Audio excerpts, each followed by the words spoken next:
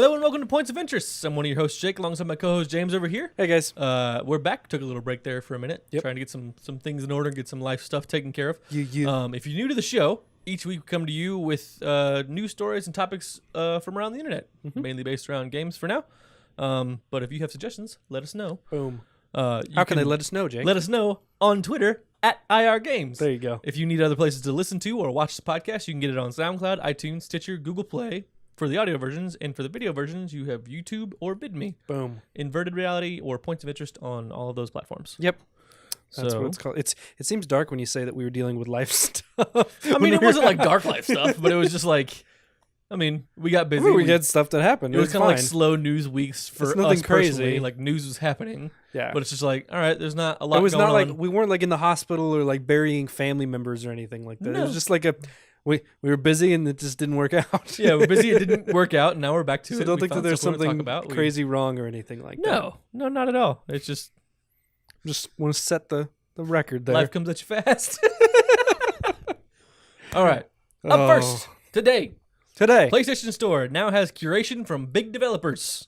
Yes. I think this is kind of cool. It is. At first, we all know what it's going to be. You know, developers are going to pick a lot of their games or like popular games in the PlayStation Store already. Yeah. If you're part of the PlayStation ecosystem, you probably know what a lot of them are and probably played them. Yeah. But exactly. The initial lineup of creators include PlayStation boss Shuhei Yoshida, the development team behind Final Fantasy 15, Media Molecule co-founder Siobhan Reddy, and Cappy. Yeah. So they've got officially like 17 different curators, whatever you want to call it. Yeah. So, you know, a lot of them are going to be pretty straightforward. Like Yoshida, for example, recommended Horizon Zero Dawn and Uncharted 4, Dark Souls 3. Shocker. You mean the games that sold a ton of copies you think we should play? AAA games. But he's right. There's some interesting ones like Sound Shapes. I forgot about Sound Shapes. That was a pretty cool one. I had that game. So he recommended that. Like that's something that without this I would never have thought of the game and thought, you know, maybe I should take a look at that. So I think it's things like that. Psyonix. I wonder if they recommended Rocket League. Oh, gee, I wonder. I think everybody probably recommended Rocket League. Let's be fair here. So it's interesting. It's obviously a really small section, a really small thing. There you go. Blood Bowl 2. That one looked interesting. It's kind of like football. I didn't see anything about that. It's Yeah. Ollie Ollie and Ollie Ollie 2. I remember a blog post about that one. Ollie Ollie 2 was a PlayStation Plus game back in the day. I have that. I have it on my. I played it the most on my I have it Vita. too, and I almost snapped my controller after 10 minutes. First couple levels, you know, they get you all excited about it, make you feel good about it, right? And then you get to like level 3 or 4, and it's just like, nope, time to suck. Because it's like a rhythm game, but it's also like a skateboarding game. Yeah, it's an interesting mix. mix. Side-scrolling, like you start it and he goes. Yeah. And if you stop, he dies. So you got to do tricks and you do points things, and they're just like a rating system. Yeah. So it's kind of a lot of it's like rhythm-based, like with the music itself, and if you can kind of line those things up, it makes a lot. There's a lot of moving parts. And I it's got very pretty far confusing into to me. it. I just couldn't. But, maybe it plays better on a Vita than it does maybe on it does. I don't know. PS4. But you can check it out. We'll have the links in the descriptions below and a little link dump. Yep. But it's pretty cool. Yeah, I mean, it's something I'll poke through this. I probably won't buy anything. Yeah, that's more of a money thing than a that's a money thing. And I have a lot of the games the people that they've mentioned that I would be like, oh, I'm interested in playing that. I was like, well, I already played it because of what we do. Yeah. Well, it's just interesting. Somebody like Drinkbox Studios, they made Guacamelee. Right. Well, I'd love to know what those people want to play. And so their first one, Guacamelee. Duh, of course. But something like Fez or N++ or Axiom Verge, like games that I probably wouldn't check out. Is pretty dope.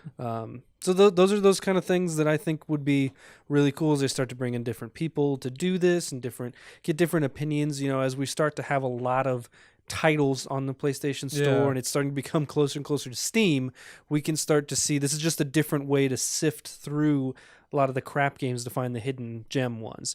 No one needs to know that Horizon Zero Dawn is a recommended play. Obviously, come on now, it's a AAA game, Guerrilla Games, ton of press from it, you see advertisements on TV for it, so you don't need this to be curated for you.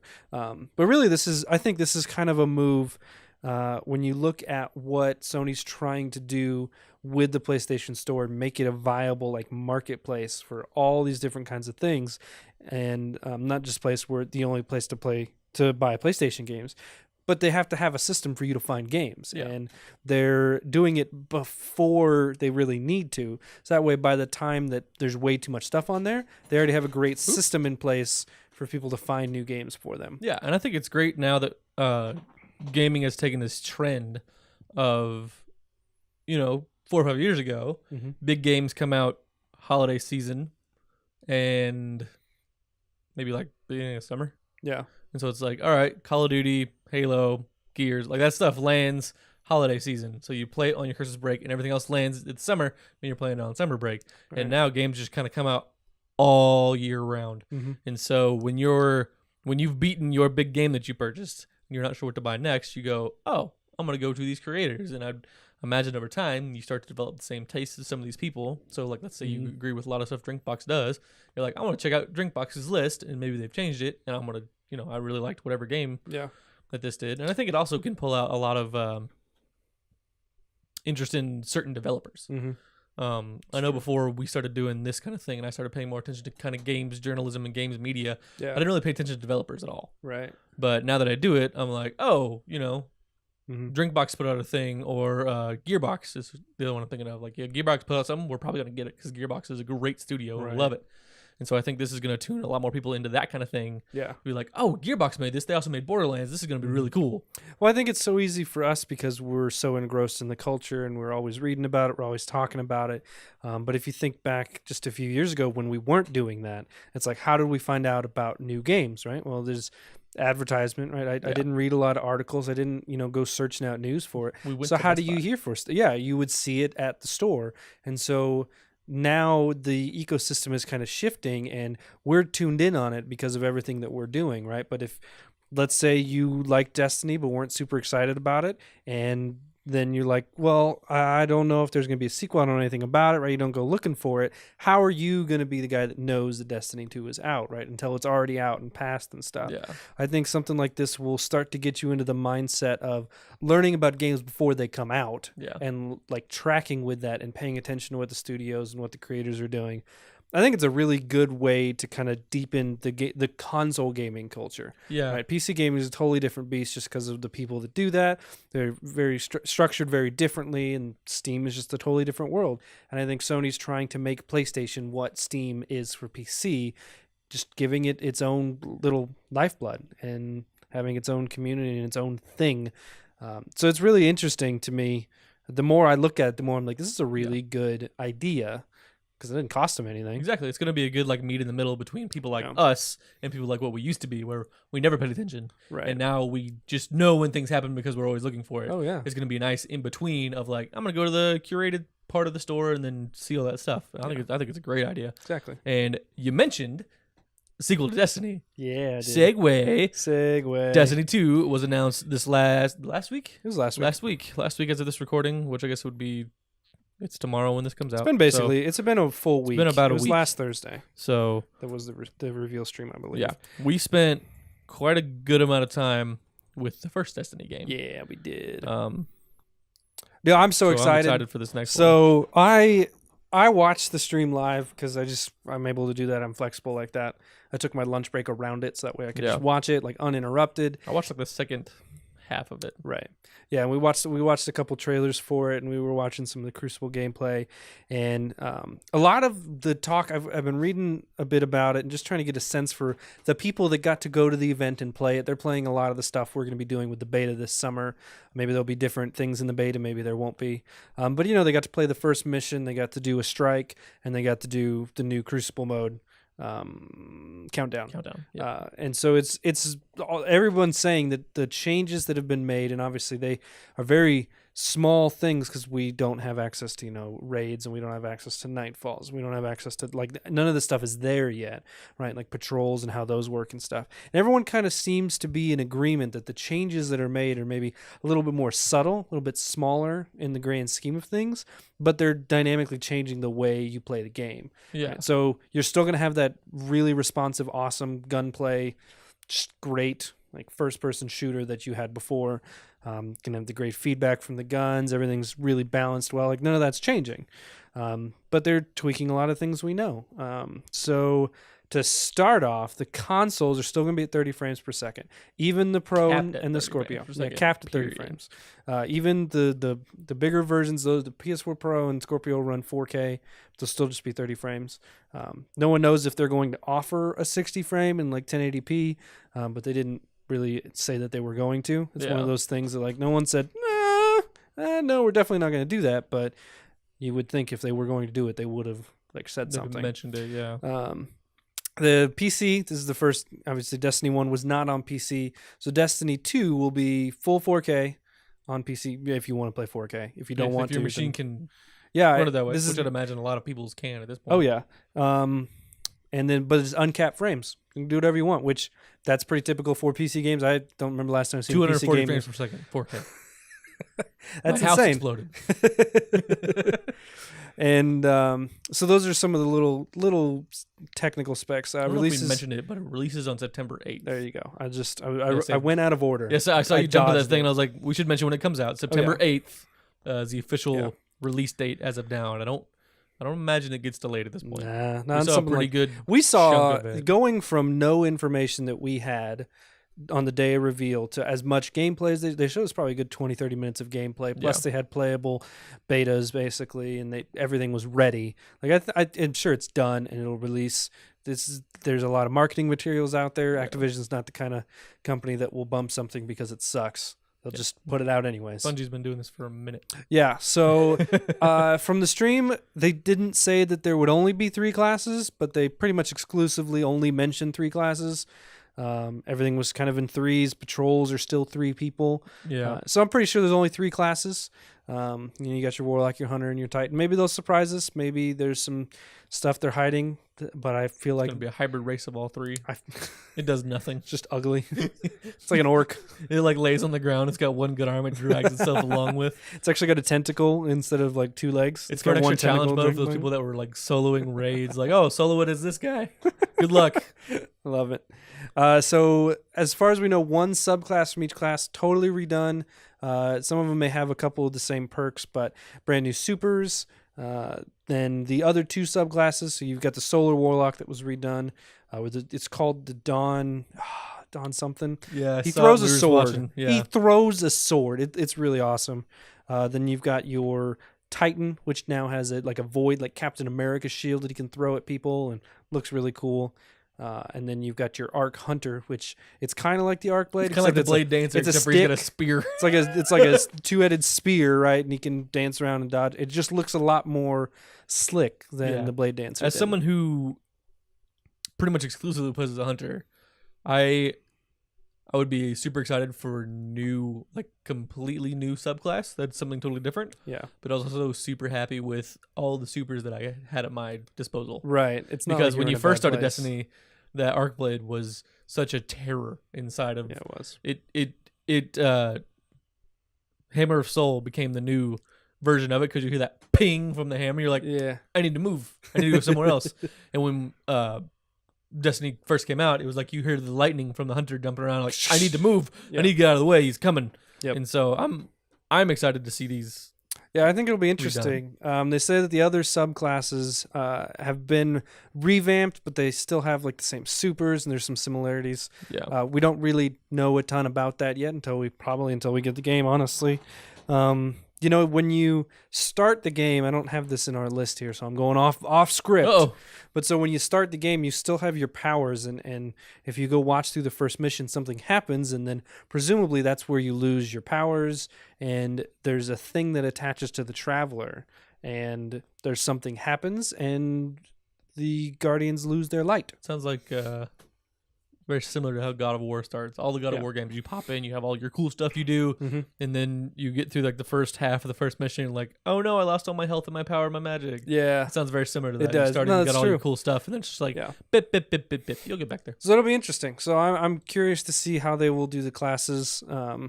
They really didn't talk a lot about them, which makes me think that there's a lot more for us to find out and discover. Yeah. I would be a little bit disappointed if the subclasses were all basically the same and just a couple changes, because I feel like this is a Yeah. new game. I There's want a little part of new me things. that's worried about that in particular. So when Mhm. we were watching the Crucible gameplay, you were watching gameplay as a hunter. Mhm. You saw the hunter super in the first story gameplay, you just see him whipping around with a spear, and you see the guy with a shield, but they're actually playing as a warlock. But as we were watching the hunter gameplay, the little icon looked like the golden gun. Yeah. And they showed Cade 6 Was using his the golden gun, gun. like pop out, drops 2 shots, and it's like, well, I do kind of hope it's different. Because I in a know little that bit. they're going to have a golden gun, and I don't know all the details about it. I think people were putting some stuff out there, but there were some changes to how it works. I think there's no perk now Yeah. that can give you more shots than before. I think they were talking like 6 shots. So there's some really interesting stuff, but we'll kind of move on from That'll be that. The classes are just, it's kind of an enigma. Like maybe if people that were there got to play it and they may know more, and maybe we're just working on outdated information, but Yeah. that's kind of what I've heard. So So the next couple of weeks, when I know like Kind of Funny was there, Funhouse was there. I don't know if any of some of the other guys I saw. some I important saw like guys at the end of the stream, one of the guys from Funhouse like stood up. I was like, "That's Bruce." I was like, "Cool, I'm gonna get to hear about it from them." Nice. So weapon categories, they have changed this. I'm really excited. Kinetic, energy, and super instead of your primary and special and heavy. What this does is it obviously the one in your kinetic slot, kinetic, right? No Ding. energy attached to it. Energy has element, and then super is just an awesome weapon. Shoot big heavy weapon. So what's interesting is that you can have different types of guns in those slots. And I don't know if Yeah. every gun is available in every slot, right? Like you would have a kinetic grenade launcher. I don't think that's I don't think that's going to be a thing. Yeah. But there's definitely going to be like I've seen some people with their super weapon was a sniper rifle or like a shotgun kind of thing. And like it's really cool because it gives you a ton of flexibility in your loadouts with your guns and with the things you want to do. It's like I'd love to rock scout rifle and a handgun. And so it's like, do I get to do that this time? Like, is that going to be a thing that I can do? That's what it looked like. And so that's what I've seen some of the Yeah, footage. at a glance, at least. It's pretty interesting. Or like using a pulse rifle and a scout rifle or a pulse rifle and an auto rifle. Those things excite me, right? And you don't have to use one of your magic exotics that is a primary and a special slot and it's just silly like that. You don't have to do that. It's just going to be a thing. Yeah, because for someone like me, a scout rifle and a hand cannon sounds perfect. Yeah. But like, I can use a sniper rifle. I'm pretty good with it, but it's just like I would rather, especially Crucible, I'd rather have 2 more what would be considered primary weapons at my disposal rather than just, a scout rifle and then a sniper rifle, which I'm not going to use, or a shotgun that I'm not going to use. I'm not that good. And then the super that I get to use twice a game. Right. For Exactly. the heavy. So it's definitely a welcome change. I think it'll just give us just more options to it. Matchmaking is sort of coming, right? So you have matchmaking for the other stuff, right? And just generic like matchmaking for strikes and things like that. That's fine. As far as I know, that's still there. But now they have clans in the game, right? Before we've had the little clan tags on your player card, and now even in the last few months, now you can see your clan members there. But it's pretty much all you get from it, right? There's It's pretty much there. Like if you're playing Crucible and you see everybody in the same clan, leave. Yeah, That's all clans were for, just like Call of Duty. Yeah. So now they're fully in game. You can search out clans from the game. The big thing with it is how they're doing the matchmaking for like the end game stuff or for nightfalls and raids, things like that. Is that you can come in with your pre-made team. That's totally fine. Come in with your clan, no big deal. But now, let's say you're a single player sitting at home and you want to do a nightfall. You can't do it alone because you're not very good, right? Because nightfalls are hard. It's even way harder when you're solo. So now you can go out and put that you're seeking somebody to do the nightfall with, right? And you can mark maybe some of the things you're interested in, and then it'll show you some clans, like people in clans that are looking to do said activity, right? And so you can choose to be seeking out like a guide, like a helper in it, and then somebody can come on and be like, if it's a raid, then you could be seeking. It's like, look, I've never done the raid. I'm a noob with it, right? And so then clans will be here. It's like, all right, we're going to carry people through the raid, or we're going to teach people how to do the raid. So you're able to find people without having to go to a website or a third-party app or anything like that. And then the nice thing is that you don't have to join the clan. You can just play with them and then move on. Yeah. But now it's like if you play with them, like, man, these guys are really fun. Like, this is good. Like, you can join the clan right from there. And now it's not just a group of people that you have on your friends list you never play with anymore. It's now you're in this clan and these guys are doing stuff regularly. And all of a sudden you found a regular group of people just by using the game. Yeah. It seems we're talking about it like it's some crazy, like wonderful thing. It's something that probably should have been in first time around. It's something that came into existence via like Reddit or what a couple other websites that they added later on. Not they as in Bungie, but they as in the Destiny community added later on. Yeah. And we found good friends from doing that. Like Yeah. you were on looking for groups to do, I don't know, a raid or a nightfall or something, and we ran into a good friend of ours goes by the name of Duff. Yeah. And we hang out and talk with him all the time. Like he lives in a totally separate state. We've never actually met him in person. Yep. But Yet. We're getting there. But this can turn into that without all the extra work. Like someone that plays Destiny that doesn't get on Reddit and doesn't go through all that work to go to those other places. Another good friend of ours that lives here in town got involved with that same group and is friends with all the people that we were friends with now. He doesn't use those sites. And I think this is a super cool way to make it really accessible to everyone. Yeah, exactly. Without because you could never do like true matchmaking for something like a raid, right? And people want that option. It's like, oh, just give us the option, even if it's gonna suck. I still want it. It's like, bad. That's not like a good idea. That's not how that works. Like, just imagine what happens. Like, think about when you're in Crucible and you get match made and you're playing Control, but 3 out of the 6 guys on your team, they want to play team deathmatch. Guess what? You lost because you guys were playing team deathmatch the whole time. Now take that against a raid. Right, you probably got a bunch of 10-year-olds jumping on, no microphone. They don't know what they're doing. They're just, ooh, that sounds cool. Jump it. They have no idea what to do. There's no way to communicate. It's a nightmare. You've done it makes me tense. Well, there's like it bothers me. For each raid, there's 4 or 5 different ways you can run it. None of them wrong, but 4 or 5 different ways. Problem is, all 6 people need to be on the same page, running the same strategy. You get guys that jump in, don't have mics, and you have no way to communicate. You're not going to message on PlayStation because it's slow as ever, and so you're just stuck hoping that they're going to run the same thing as you. Matchmaking for raids is dumb. Please stop asking for it. Yeah. So I'm really interested to see how this works and how they tweak it going forward. But it gives solo players, I think, a lot easier option, because sometimes I'd sit down and be like, I want to run a Nightfall, but it's Saturday or Sunday, and most of the people that were running Nightfalls on the subreddit for fire teams, like, they've already done the Nightfall. That's the first thing they did this week. Yeah. And so I can't find a reliable group to do it. And so it's like, well, I guess I just won't do the Nightfall then, right? Because maybe my friends aren't on and whatnot. So now this gives me another option. Be like, I want to go to the Nightfall. You guys know how to do the strike if you're doing the Nightfall. It's not hard. Like, just, we're going to go do it. And you've got people that are actively searching for that. It'll be really cool. I'm interested to see how it's implemented and really how easy and seamless it is. Yeah. My concern is that there's not going to be people looking for those activities, but if we have anywhere near the active play base in 2 as we did in 1, I don't think that'll be a problem for a long time. Yeah, I'd be willing to bet that we're going to see a bigger play base in 2 and then 1, because it's just 1, I think, generated so much more hype. That's true. Especially, maybe not especially, but I think Crucible could be a big part of that. Like, I think we could see a big Call of Duty competitor at this point. Sweet.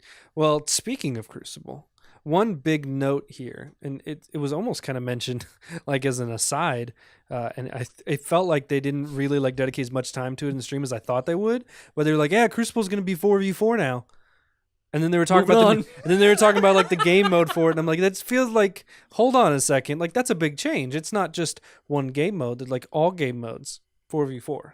Yeah, and I think it's great. I think Crucible 6v6 for some of those modes was just insane. Like, maps were too small for that kind of thing. It was more often than not, you were just, if you hopped around the corner, there's 4 guys sitting there, right? Because it was more than half the team. You could wipe them out with a super or just cream them, because there's just so many people and so many things going on. That or the other way goes around. You happen to walk around the corner with your super out. You didn't know they were there, and they got you. And you're like, oh, now I wasted my super because I had it out too long. Right. And so I think it'll be interesting. From what I've read and some people have said, the time to kill seems to be a little bit longer. Like, they're taking longer to go down in Crucible. It makes things a little bit slower. There's a little bit more strategy to it. It's not just slide up and shotgun in the face and then move on.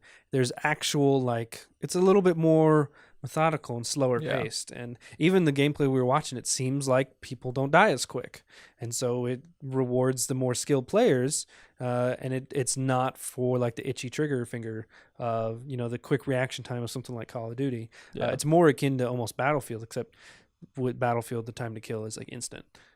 So that's not great. I think it feels like it's bringing a lot of those elements of like Trials into it. So where it's like smaller teams, you got to be better. Especially for this new game mode, you have limited revives, you have an objective to meet, and if they kill your whole team, then you just lose. Yeah, that's not all game modes. That's just this new game mode. Yeah, one of the new game modes. The only one they've really talked about. One of the new game modes. Kind of similar to Search and Destroy. Yeah, very much. So it's interesting. Some people have compared it, harkening back to a little bit of the Halo style of multiplayer. Just like not as many people, but I just remember in Halo, it seemed like it took forever to kill people. Like it just was, the time to kill was very long. And I think that's a good thing. I think it gives you more of an opportunity to make a difference in Crucible when you couldn't before because you just didn't quite get the drop on somebody. Now it's like, well, maybe you don't have the fast reaction time, but you can aim a lot better than most people. Now you have a chance, whereas before you really didn't get much of a chance. So I'm interested to see how that works. I wonder why it feels like Halo. Hashtag weird. Which I'm okay with. I love the old Halo games. So a lot of people have asked about what goes forward in Destiny 2 from Destiny 1. Basically nothing. Your character appearance, because your character doesn't die, right? At least it sure doesn't look like it does. Yeah. It's just the tower gets destroyed and sorry, spoiler alert. Spoiler alert for the very first mission that they showed in the stream. But so that's pretty much it. Like it explains why all the guns are gone. It almost kind of seems like a convenient plot device, but I'm sure the way they present it will actually be pretty solid. Convenient plot device is convenient. So the villain that they have for this, Gaul, it's interesting. They talked a little bit about his motivations. A lot of the other baddies we've had are just like bad because they're bad, and they're bad. Bad because they're the a-holes. That's just what it is. They just are.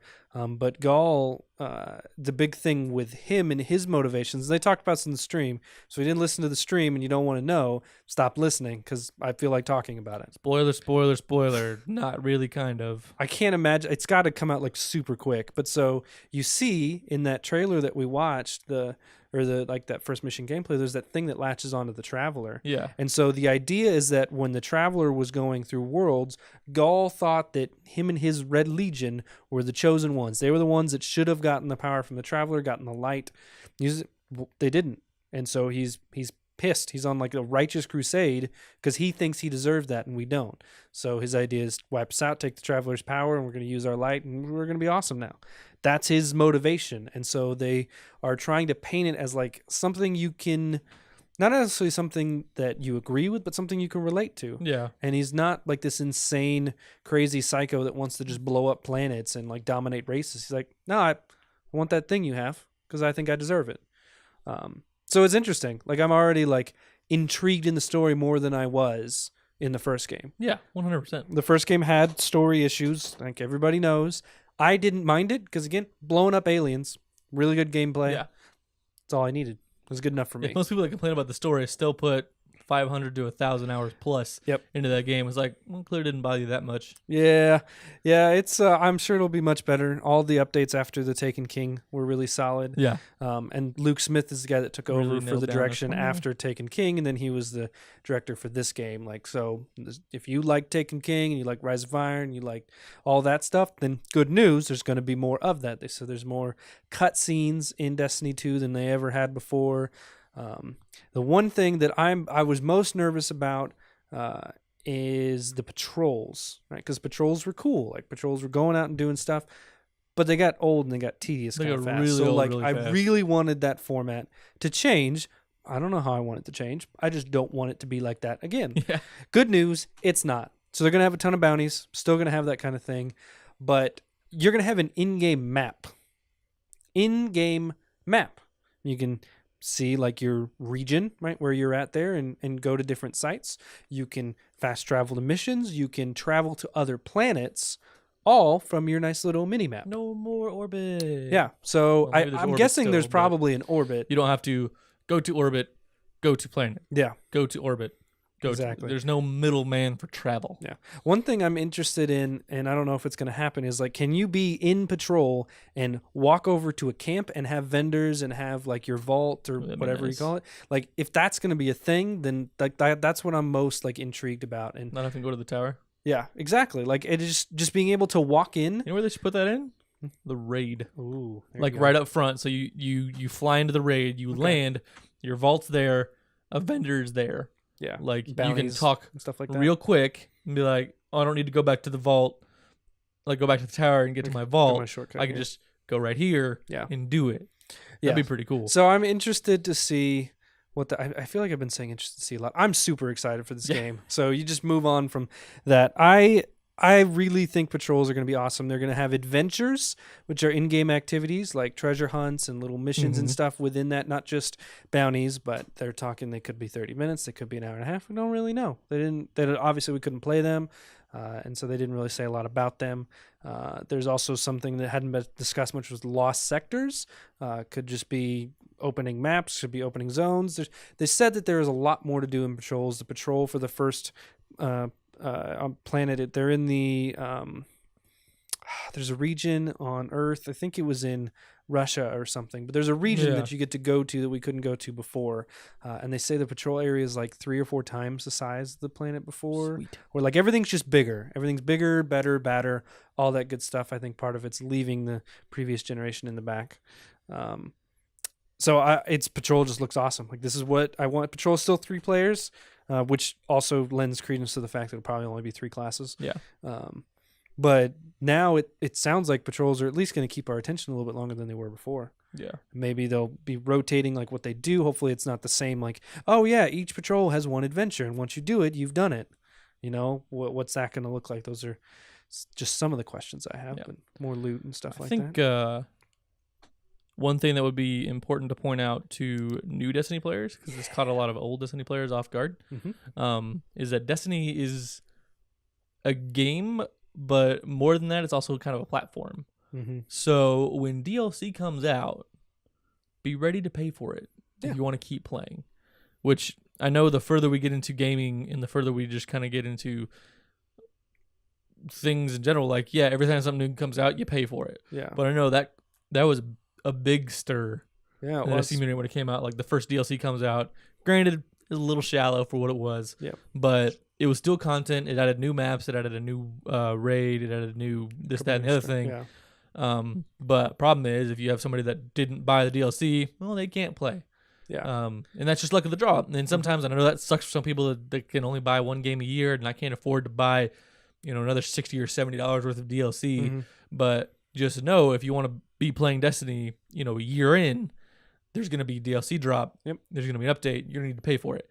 And I would imagine this time they're going to be more akin to like the Taken King, and they're going to be well worth their money. Yeah. And it's just so much fun. But just that it crossed my mind. We were talking about something earlier. And I was just like, I remember we had a friend that was so against having to pay for DLC and this stuff, and we're just like, man, it's worth it. You should buy it. But I get it. It's one of those things, I think you have to, like you said, you kind of don't look at Destiny as just a game, because even in the base game, and you get through all that content, and it's going to, it's usually 6 months or so till the first expansion, maybe not quite that much time. Yeah. But what happens if you put 100 hours in? Like, that's a ridiculous amount of time. I just Platinum Horizon Zero Dawn, put in 50 hours. Yep. That's incredible. Money well spent. No complaint there. So if I get 100 hours with Destiny, and then they ask me, hey, do you want an expansion pack? It'll give you at least 30 hours. Probably more if you play consistently.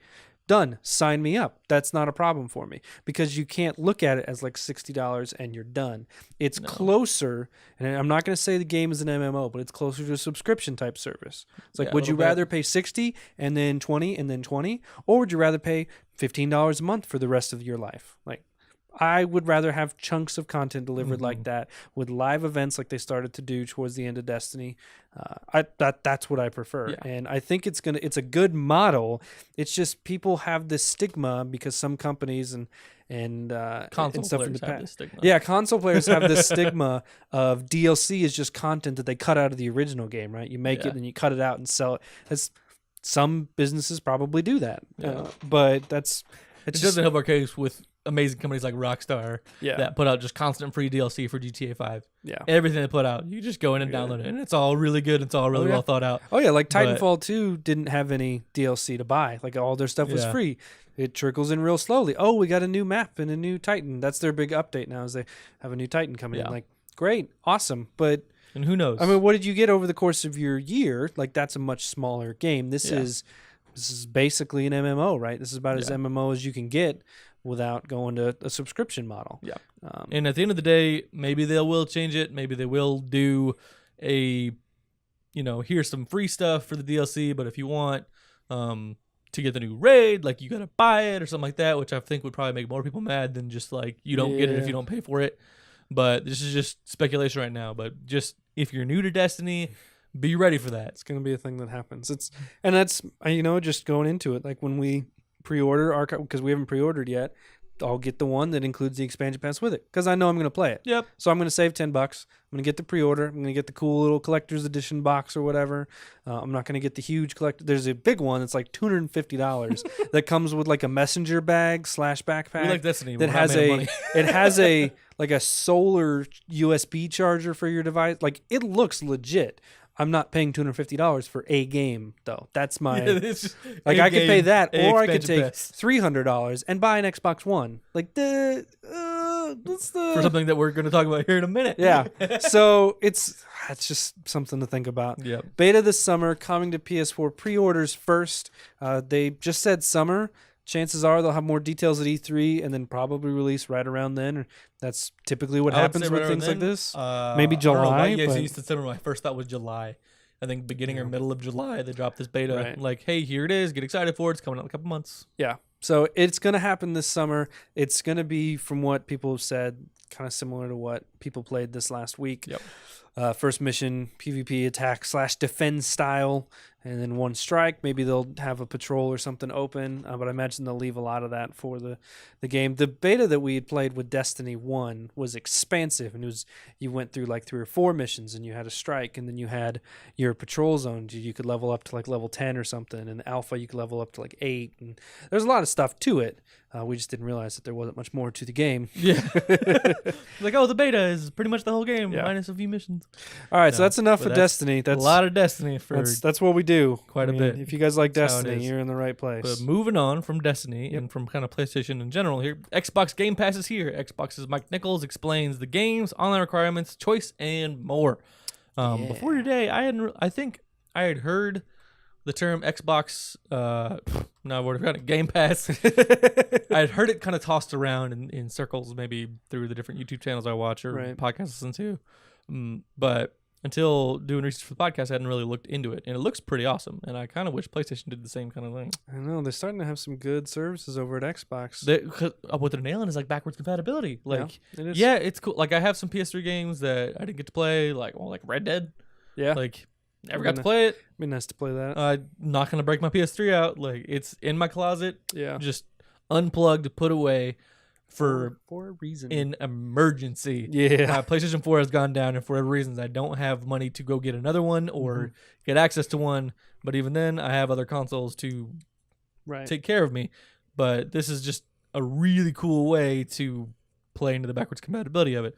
So starting today, Xbox Live Gold members can start a 14-day free trial to try out the service before signing up for $9.99 or $7.99. Is that euros? It's euros or pounds or foreign $7.99 and not real money a month for the service. So the top of it, the kind of tagline is Netflix for Xbox games. Yeah. There's over 100 games available. Some of them are Xbox One. Some of them are 360 games that are backwards compatible. It's a really wide spread. You've got Gears of War, like the ultimate version with all the remastered. You got Halo 5, all 3 BioShocks, NBA 2K16, which is soon to be 2 versions behind, Saints Row 4, Mad Max, stuff like that. Those are newer games. Some of the stuff down below it, though, is like Banjo-Kazooie. Yeah. Lego Batman? Yeah, well, like Banjo-Kazooie, you think with the ukulele that just came out. Like, maybe you played a little bit of ukulele, you liked it, you want to go back and play Banjo-Kazooie. Boom, Game Pass. Now you can. Yep. Lego Batman, Terraria, Viva Pinata, Resident Evil 0. We're talking old school, like retro stuff. Mega Man Legacy, Perfect Dark Zero, Pac-Man. It's a little bit of everything. There's only about 100 games or so to start with. So it kind of sounds like... It's 100 games, though. Yeah. It sounds like a PlayStation Now kind of thing. I'm like, okay, that's interesting. $10 a month, that's a good price. Maybe there's a couple games I want to play. Great. So the interesting thing here, and the thing that really caught my eye, is that you can download the games. You download and install them. You don't stream them. You just play them, and you download. He said if you have the hard drive space, you could just download all of them if you wanted to, which is freaking cool. And if you download them and like them, you can buy them for a discounted rate. Now you can play the full game with the service, right?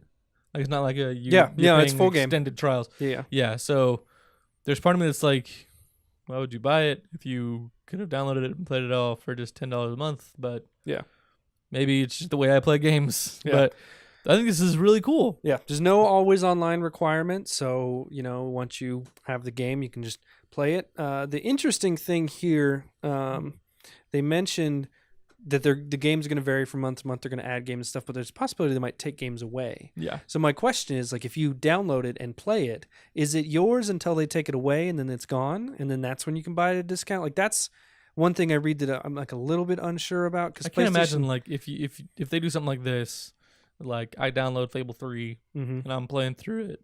I get to the end of the month, they're like, all right, we're taking Fable 3 off the market. Yeah, does it stay at the end of the day, in I your just library, or is it? unplug my console from the internet.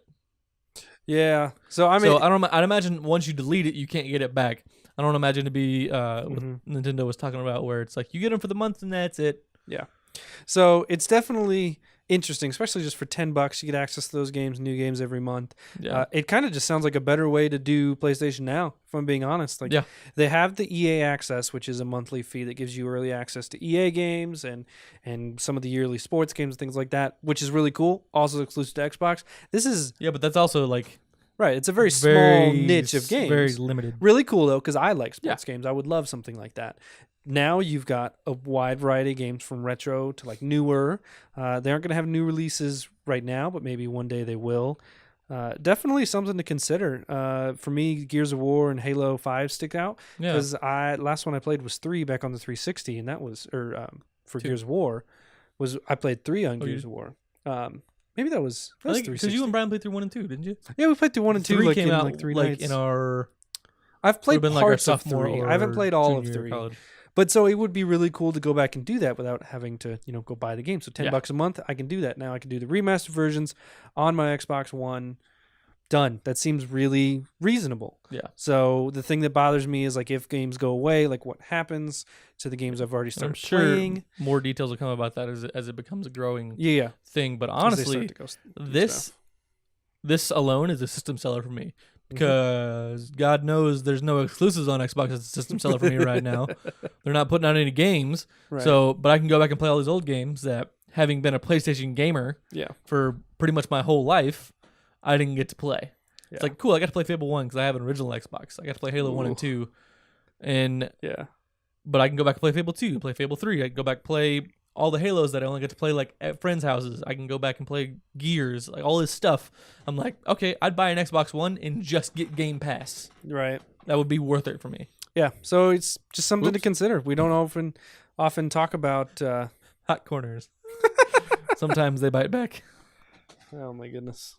Just thinking hot corners, man. What about me? We're gonna check and make sure the video's still recording. It sounds like it is. Yeah, we're good. So that's just, we don't often talk about Xbox, but I saw that and I just felt like we had to open that one up and look into it. It sounds like we're anti-Xbox because we don't talk about them, but it's because there's usually worth talking about. We'll do it. Yeah, pretty much. Hashtag gotcha. All right, we're gonna round out the podcast today with the drop. I don't know if the drop has changed format permanently, right? Or because we haven't looked for the last couple weeks and maybe they changed it, or if it was like a this week thing and Ryan Clements was really busy or whatever. But it was just a list. Yep. No pictures, no descriptions, no nothing. Just list of games, release dates. So we decided to pick a couple that we thought looked interesting or we knew were interesting. So starting with Portal Knights. We played the demo for this a couple weeks ago. It released Tuesday, so a couple days ago. Yep. And it was fun. It was. It's like a third person Minecraft. Yeah, Minecraft, like a little bit more. My first thought is 3D, but Minecraft's 3D. I'm not the art styling of it's very like rounded corners and that kind of stuff. It's very very much smoother than that. Yeah. But there's objectives. There's a direction to go in the game. There's a direction to go. It's not just like go build. I'm sure there's going to be a mode where it is. Yeah, jump into the world, build, do whatever you want. Yeah. There's going to be probably a creative mode, I would assume. I didn't really look that far into it because I was already sold on the game, so I didn't look that much farther into it. I want to get it, I just haven't yet. But it was just super fun. The demo was like, I don't know, 30 minutes, an hour. Yeah, but it was just really fun. Sell me on it. I just love the idea of Minecraft with objectives. And like it just... Minecraft works for people, but the graphics have always been kind of off-putting to me. It's like, oh yeah, but it's lightweight and you can do whatever you want with it, and it works on a ton of platforms. Like, yeah, but what if it was just pretty instead? I mean, you can get texture packs that are pretty. I know, but it's just that's one of those things for me that like it would be really cool if I could see my character, and if I could have Yeah. a story and like objectives to You can- follow, I and think you can play a Portal Knights first person. Pretty sure you could. I'm sure you could. But so I it's just didn't. it's really interesting. I'm definitely probably gonna check it out. Probably get it. So that one Yeah. I'm really excited about. The next just as game, it I is. don't imagine either one of us will get, No hard but pass. looked interesting. Maybe we'll get it someday if Comes out Friday. Maybe you will want to send us a copy. Yeah, it comes out Friday. So appropriately enough, Friday the 13th, the game. Yeah. Poking through stuff, when we were looking initially, there wasn't a lot of anything on it. Mm-hmm. When we were looking yesterday, Yeah. I found one beta, it's like Let's Play or stream or whatever it was. Yeah. I went to the website for the developer whose name escapes me, Mm-hmm. but it looks really similar to Dead by Daylight if you played any of that. Yeah. But it looks a little bit more intricate. So Dead by Daylight is pretty much you have a killer and you have survivors and you got to start generators to open the door. Yep. And that's Dead by Daylight, as I understand it. Friday the 13th is here's all these different ways you can get out. Mm-hmm. The map is bigger. You're at the camp. Obviously, the killer is Jason Voorhees. Who else would it be? And so you can get out in the 2-seater car. So you got to like jump the car, do all this stuff. Get out 2-seater car. You get out the 4-seater car. You call the police in. Like all these different ways you can get out of the situation, which I think helps add. Yeah, it seemed Dead by Daylight was Playability. very kind of one-dimensional with how you escape. Yeah. Like, here's this map. This is what you do to escape. You have to check these boxes, and then you escape without dying. This one is like a little bit bigger maps, like a little bit more things to do. It seems interesting. Not something that I would necessarily check out. I might watch some gameplay of it and see if it's interesting to me. We may have some friends that play the crap out of it just because they Yeah, really we have enjoy friends to Dead by play it. Daylight. Maybe if we get incentive to do a Let's Play in it, maybe we'll do it. But But it's interesting, and people should know about it. It's for sure. If You don't see a lot of survival horror video games if you in this if you're style. a console gamer and you saw Dead by Daylight, like man, I really want that. Heads up, There you go. Run from the killer. But Exactly. that is gonna wrap it up for us today. James, thanks for joining me, man. I'm glad to be here. Thanks for having me on the show today. Appreciate it. Maybe you should come back next Yeah, time. I'll think about it. I'll look at my schedule. Yeah, I appreciate it. Call Make my time for sister us. here. Call your sister. Because you said call your sister. I was like, you don't have a sister. It's true. I don't need to call You her. also don't have an assistant. That works out. But thank you guys for joining us, and thanks for being here. Thanks for hanging out in general. All right. Bye.